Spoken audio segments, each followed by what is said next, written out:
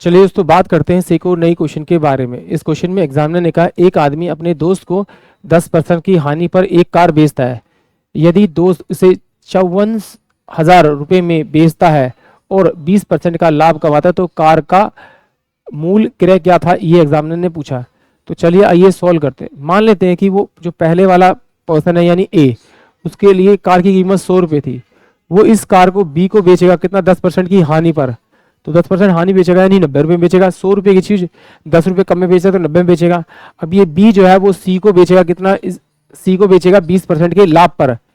तो 20% इसका निकालेंगे तो 9 दूनी 18 यानी कि 18 जोड़ेंगे तो 108 रुपीज में बेचेगा। बट एग्जामिनर कह रहा भाई वो बेच इस कितने में रहा है, 54,000 रुपये बेच रहा है। यानी कि ये वाली वैल्यू जो है वो 54,000 रुपये है आपकी, 54,000 रुपये। तो 9 6 54 यानी कि 6,000 आ जाएगा। 9 एकम 9 और 9 एकम 9 और 9 दूनी 18 आएगा और 12 पंजे 60 आएगा।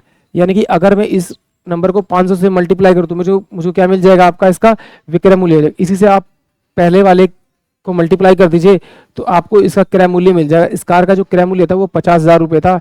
यानी कि ऑप्शन जो डी होगा वो इस क्वेश्चन के लिए करेक्ट होगा। चलिए अब इसको एक बार और